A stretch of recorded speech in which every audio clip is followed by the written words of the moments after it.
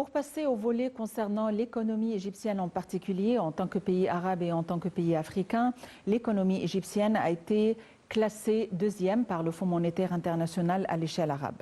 Le Fonds monétaire international a indiqué que l'économie égyptienne continue à surpasser de nombreuses économies régionales, dont celle pétrolière des Émirats arabes unis, de l'Irak et du Qatar, et représente la deuxième plus grande en région arabe pour l'année 2020. Plus d'informations dans ce compte rendu.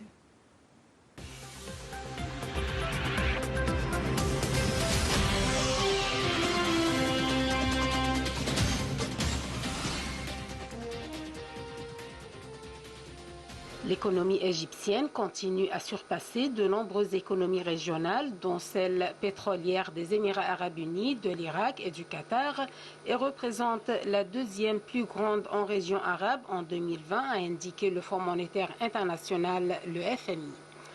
Le volume de l'économie égyptienne, évalué à 361,8 milliards de dollars, succède celle de l'Arabie saoudite, estimée à 701,5 milliards de dollars, et précédait celle des Émirats arabes unis en troisième position, à hauteur de 354,3 milliards de dollars, ajoute le FMI.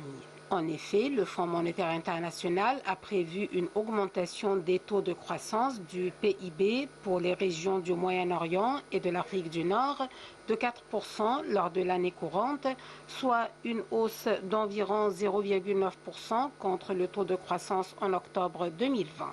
Il a prédit dans son dernier rapport sur les perspectives de l'économie régionale, le Moyen-Orient et l'Asie centrale, que le rythme du redressement économique variait considérablement d'un pays à l'autre en fonction de l'indicateur de la situation épidémiologique liée au coronavirus, la distribution des vaccins antivirus et l'ampleur de l'influence de cette pandémie sur le secteur du tourisme et d'autres secteurs.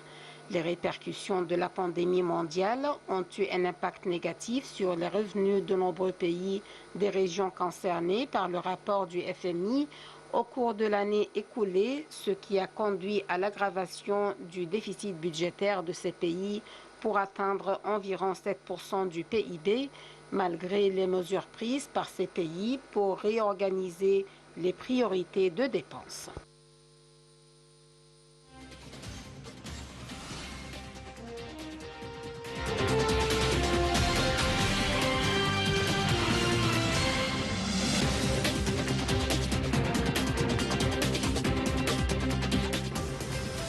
L'économie égyptienne est classée deuxième à l'échelle arabe par le Fonds monétaire international et pour nous donner plus d'éclaircissements, nous avons le plaisir d'avoir en ligne Dr Passant Fahmy, experte en économie. Dr Passant Fahmy, bonsoir et bienvenue avec nous. Bonsoir madame, merci beaucoup. Dr Passant Fahmy, quelles sont les raisons pour lesquelles l'économie égyptienne a été classée deuxième à l'échelle arabe par le Fonds monétaire international? Tout d'abord, on a mis en place un plan qui est le plan 2030. C'est un plan très sophistiqué, très bien préparé, très bien revisé et aussi discuté dans tous les, comme on appelle, les comités du Parlement, comme on a précisément, en détail.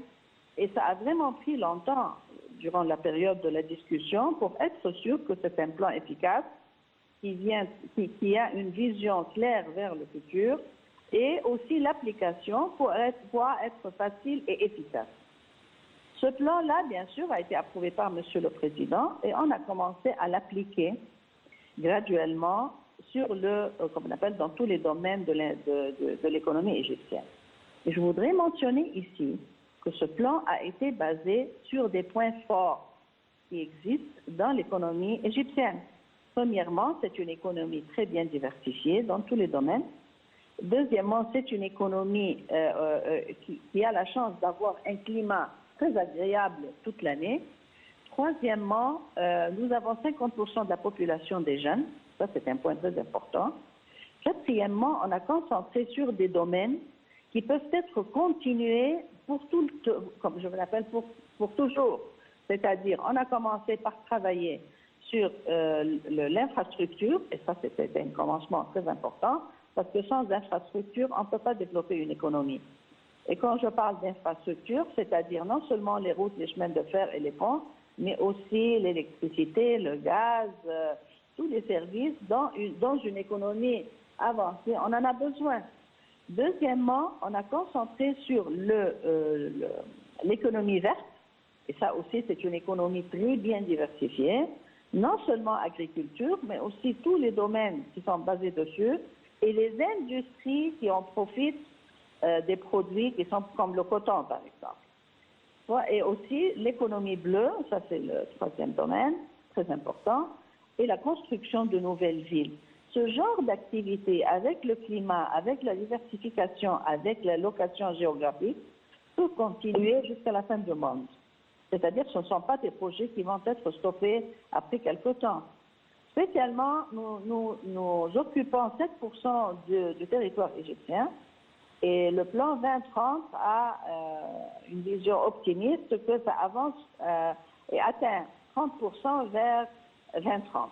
Alors nous avons un long travail à faire, ça va continuer et la diversification, le climat, la location géographique ont été honnêtement la base. Mais il faut mentionner aussi que nous avions une vision très claire. L'économie égyptienne pour des décades a été très mal dirigée. On concentrait sur ce qu'on appelle l'économie non réelle. Maintenant, on travaille sur l'économie réelle. L'économie non réelle, c'est-à-dire l'économie c'est-à-dire l'économie qui n'est pas là pour continuer pour toujours, mais ce sont des transactions qui peuvent être stoppées à n'importe quel moment. Comme un exemple, l'économie qui est basée par exemple sur les transferts de devises étrangères des Égyptiens qui vivent à l'étranger. On ne peut pas baser une économie sur une activité pareille. Pourtant, c'est bon, mais ce n'est pas une activité économique. Vous voyez, c'est une activité qui est basée sur une autre économie. Alors là, on a changé ça tout à fait. On travaille sur une économie réelle, très bien diversifiée, mais aussi on a pris une approche tout à fait différente aussi. On a une coopération internationale avec les 100 compagnies multinationales qui possèdent la technologie. Parce qu'on ne peut pas faire tout ce développement, même dans le domaine de l'économie verte et bleue et les autres aussi. On doit avoir une coopération avec les compagnies multinationales parce qu'ils ont non seulement la technologie, mais aussi les marchés. C'est-à-dire ils possèdent la technologie et ils savent très bien où vendre. La coopération avec ces compagnies-là nous a aidé beaucoup. Aussi, il y a un point très important, c'est qu'on utilise la diplomatie économique. C'est-à-dire tout le monde doit être gagnant.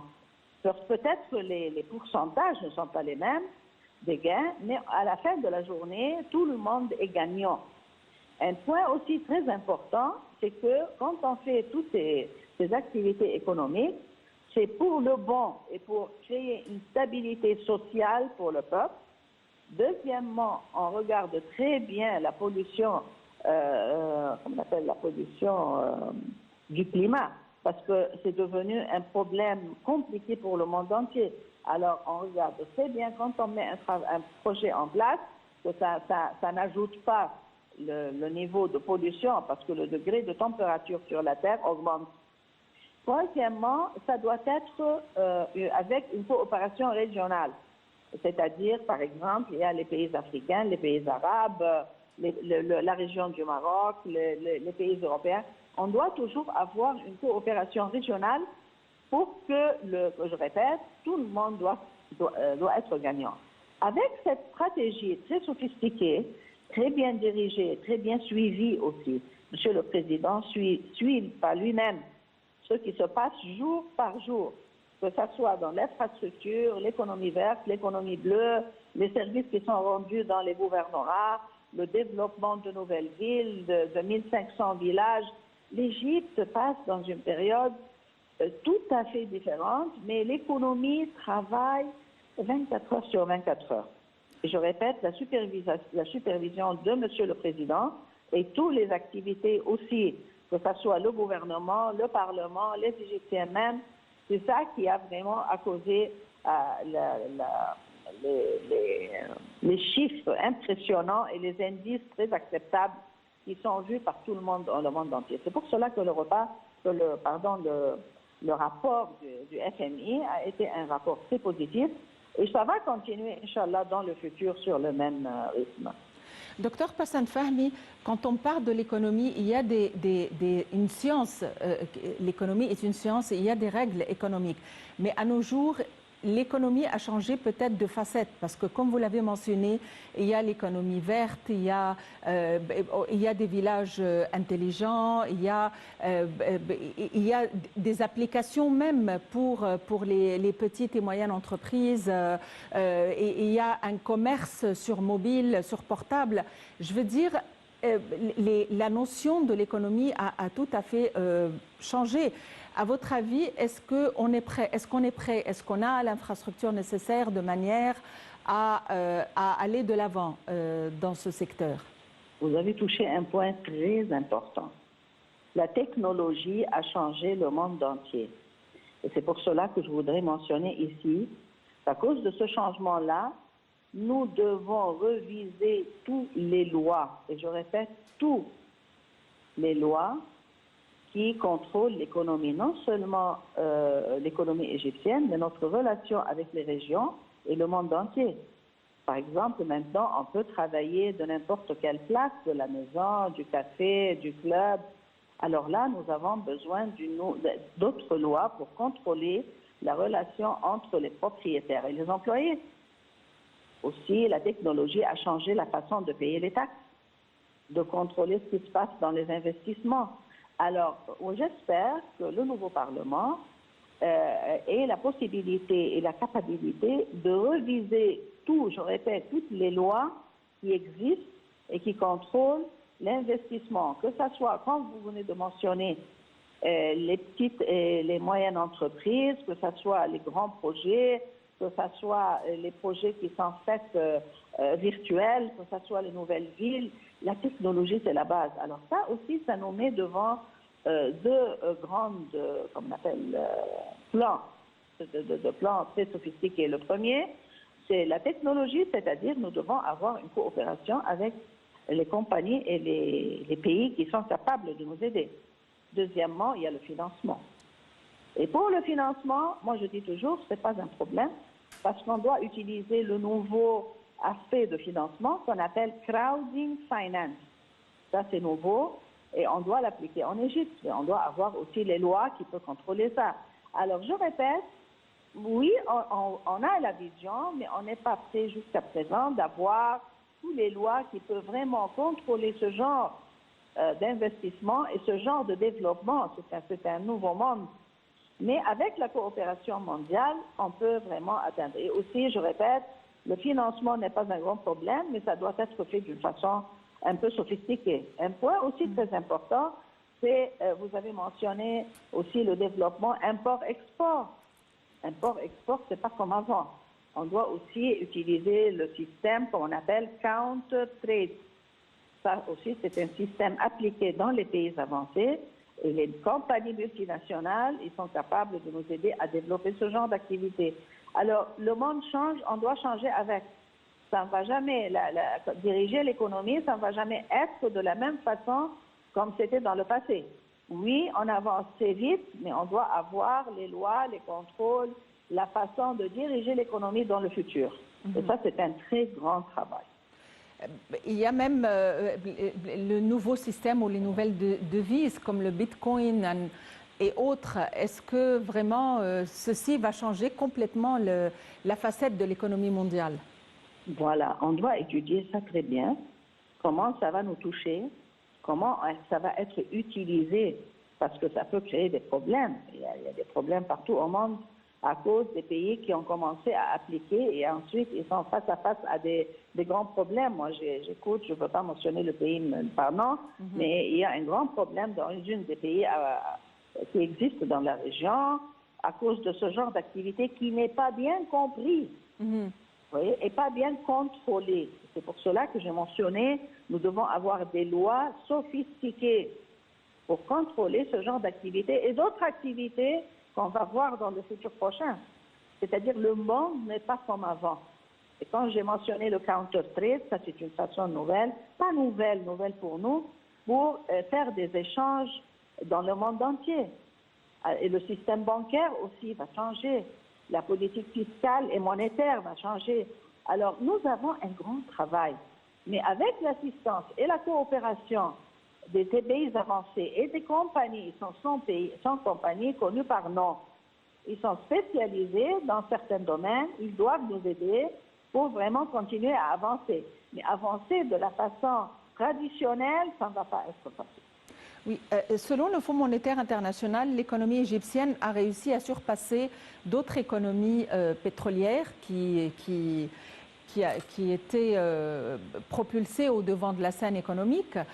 À votre avis, est-ce que ceci revient à ce que vous avez mentionné auparavant durant notre entretien concernant la diversification de l'économie? Est-ce que ces pays sont basés sur une mono-économie, si on peut le dire? Est-ce que ces pays sont basés sur des sources fixes d'économie par rapport à la diversification qui se passe actuellement en Égypte? Voilà, ça c'est un point très important. Et aussi j'ajoute le climat. C'est-à-dire en Égypte, on peut travailler 365 jours, jour et nuit, en plein air, et le climat est agréable. Dans d'autres pays, on ne peut pas travailler comme ça. On doit travailler le soir, et dès que le soleil apparaît, tout de suite, on doit stopper, à cause de la température. Et aussi la diversification. Il y a des pays qui sont basés sur un ou deux ressources, et c'est fini, comme le pétrole, le gaz. Mais en Égypte, moi je dis toujours, l'Égypte a existé depuis 7000 ans. Ça, c'est pas comme ça par accident. Parce que nous avons des points très forts qui peuvent nous aider à devenir un très grand pays sur le côté mondial, comme on a été il y a des milliers d'années. Alors, oui, la diversification est très importante. Regardez même le tourisme. Regardez la diversification dans le domaine du tourisme. Si vous regardez aussi les 27 gouvernorats, chaque gouvernorat a son côté historique, a ses produits qui sont faits dans petits et moyens activités, mais qui produisent des choses qui n'existent pas dans l'autre gouvernorat. Alors ça, c'est du tourisme différent. Regardez, même nous avons la Méditerranée et la mer Rouge, nous avons la mer durant l'été et l'hiver, nous avons une diversification historique. Alors oui, la diversification est très importante, mais je répète, le climat, c'est un grand cadeau du bon Dieu. Puisque vous parlez de climat, il y a aussi le climat de l'investissement. Il a fallu changer ou amender des lois concernant l'investissement. Il a fallu abolir certaines démarches bureaucratiques. Il a fallu créer une infrastructure propice. Il a fallu créer un meilleur climat d'investissement. Où en sommes-nous quant au climat, au nouveau climat d'investissement, que ce soit les investissements étrangers, arabes ou africains? Non, les lois doivent être révisées. Et ce qui est très important aussi, c'est qu'on a commencé à construire les villes intelligentes. Ça, c'est très important. Parce que ça, c'est un grand changement sur le niveau mondial. Les villes intelligentes et surtout le nouvel capital. Ça, c'est très important. Parce que quand on me dit quel investissement va être placé dans ce capital, moi je dis toujours, les grandes compagnies multinationales peuvent prendre du nouveau capital, head office comme on appelle, pour contrôler la région tout entière. C'est-à-dire, on ne va pas construire des usines là-bas, mais on va utiliser la technologie selon laquelle ce genre de ville a été construit pour diriger la région ou les régions, les complexes régionaux qui existent non seulement en Afrique et au Moyen-Orient, mais aussi en Europe. Alors ça, c'est le genre d'investissement technologique que ce genre de compagnies peuvent venir être placées là-bas. Et on a toujours, on a déjà comment on appelle, des demandes de certaines compagnies pour avoir leur head office, je ne sais pas quel est le mot. Le quartier général. Voilà, pour diriger leur activité dans la région. Le siège. Oui, le siège régional, si vous voulez. Et aussi, nous avons d'autres nouvelles villes. Et le complexe qui a été inauguré par M. le Président il y a quelques jours, le complexe technologique qui va aider l'Égypte à avoir tous les documents, commençant par le passeport, carte d'identité, les certificats qui vont être faits technologiquement pour éviter la corruption, pour éviter la fraude. Alors ça aussi, c'est un grand changement. appliquer aussi la gouvernance. Aussi, c'est très important. Alors, l'Égypte change. Oui, on avance, on doit avancer davantage, mais je répète, nous avons besoin de réviser toutes les lois, surtout les lois dont vous venez de mentionner, qui aident à développer le climat d'investissement. Ça, c'est très sensible et c'est très important. Parce qu'on ne peut pas avoir un climat d'investissement dans le nouveau monde sans vraiment reviser toutes les lois qui existent. Et surtout, je répète, à cause de Corona, et ça va continuer, les relations entre les propriétaires et les employés, comment aussi les relations, en ce qui concerne le système fiscal, c'est très important, comment le système monétaire aussi va être dirigé, les relations avec les banques, tout ça, ça doit être revisé. C'est un grand travail, mais c'est facile quand on le fait avec la coopération avec les grandes compagnies et les banques multinationales. Docteur Passan Fahmy, est-ce que la pandémie a fait en sorte que l'économie en général s'est éclipsée, ou est-ce qu'elle a fait surgir de nouvelles méthodes susceptibles de faire booster l'économie ultérieurement, c'est-à-dire en recourant à d'autres modalités sur ligne, à d'autres modalités d'échange, à d'autres modalités de commerce à la lumière de la pandémie. Donc, est-ce que c'est un rajout, est-ce que c'est une valeur ajoutée, ou est-ce qu'au contraire, sur un autre plan, c'est un effet néfaste? C'est une valeur ajoutée pour le monde entier et c'est un grand cadeau pour l'Égypte. Vous allez être surprise de ce que je dis, parce que finalement, ça nous a montré l'importance de l'économie verte, qu'on a tout à fait négligée. Parce que dans le temps, dans le passé, et pour des dizaines d'années, dès qu'on commençait une activité de ce genre, tout de suite, la réponse était non, non, non, on importe, c'est beaucoup de bon marché. Les poissons, non, l'économie bleue, non, non, non, on importe parce que c'est beaucoup plus bon marché. Et on exportait toute notre matière première au monde entier et ensuite l'importer de nouveau en produit. Alors là, quand Corona est venu, ça nous a poussé, et je répète, ça a imposé sur l'économie égyptienne d'être dirigée proprement. Et quand je dis on commence à faire des activités dans l'économie verte, bleue, construction de nouvelles villes, l'infrastructure, tout ça, ça a été, je m'excuse, imposé par Corona.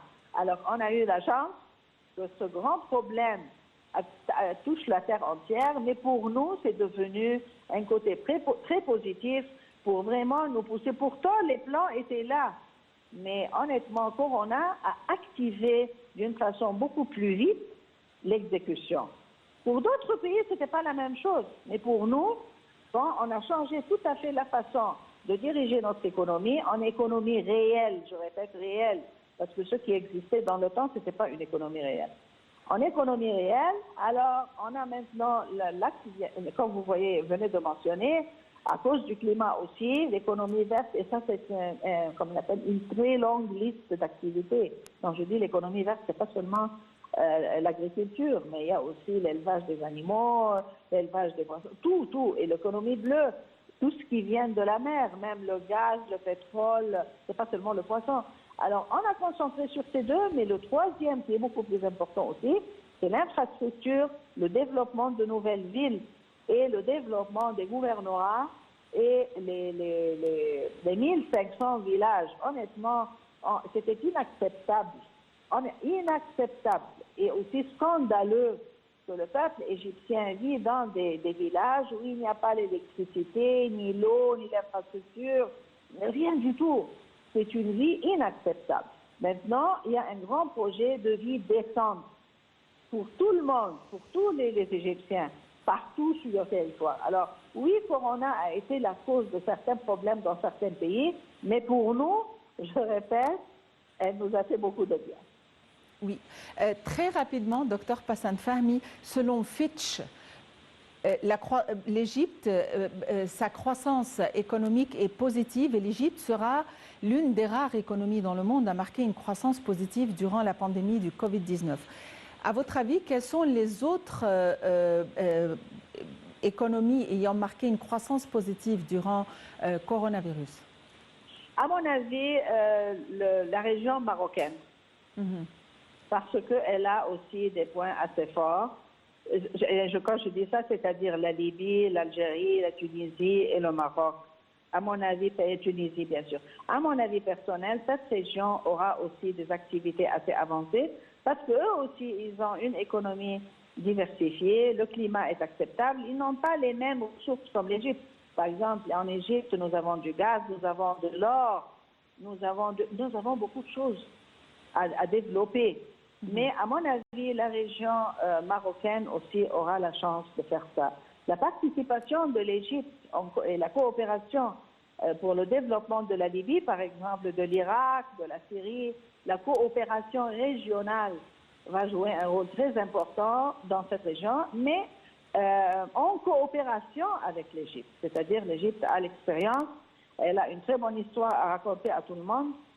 Et ce n'est pas question d'activité industrielle, c'est question de système fiscal, système monétaire, la technologie et l'application, la construction de nouvelles villes, l'infrastructure est très importante. Regardez ce qu'on a fait, et la ville technologique aussi. Alors oui, des régions comme on appelle le Moyen-Orient vont avoir, surtout la région marocaine, l'Irak aussi, la Syrie, mais à condition d'avoir une stabilité politique, parce que l'Égypte a la chance aussi, nous avons une stabilité économique, sociale et politique. Nous avons une armée qui nous protège, tout le monde, ça sait bien comme on appelle, qu'est-ce que l'Égypte peut vraiment, comment aider à leur développer. Il y a aussi Très bien. Docteur Passan Fahmi, vous êtes experte en économie, je vous remercie infiniment pour votre intervention. Justement, l'agence de notation Fitch a indiqué que la croissance positive de l'économie égyptienne malgré le coronavirus fera que l'économie égyptienne sera l'une des rares au monde à avoir marqué une croissance positive durant la pandémie. Et voici les détails dans ce compte rendu.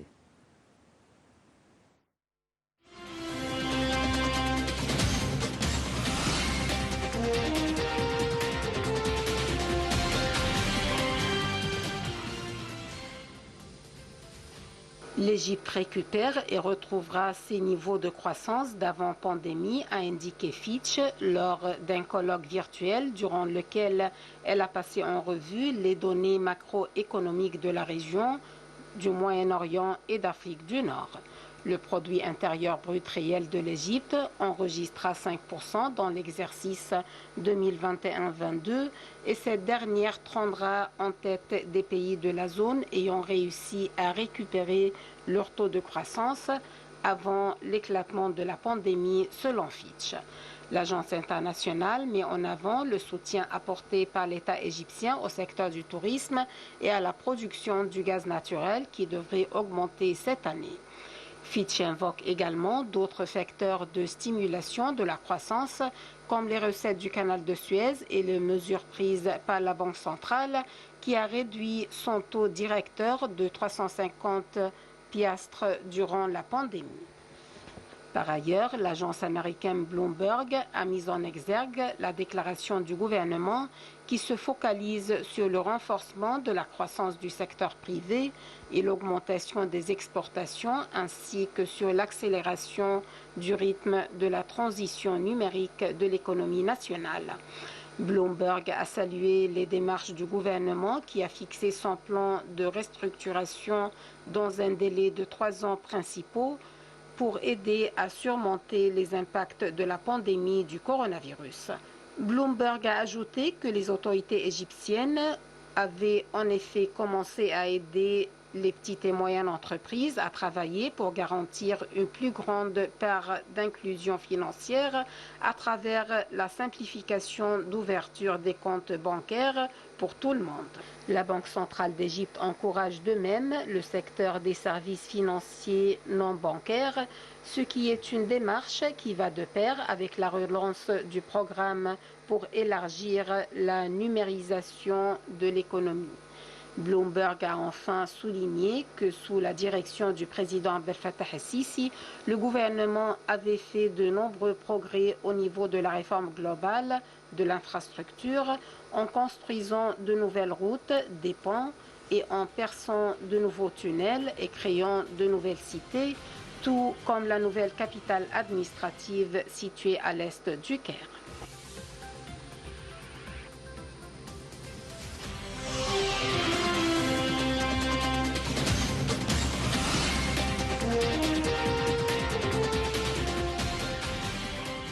Avec ces notations optimistes, avec ces qualités optimistes de l'économie égyptienne, on vous remercie pour votre attention et on vous souhaite une excellente fin de soirée.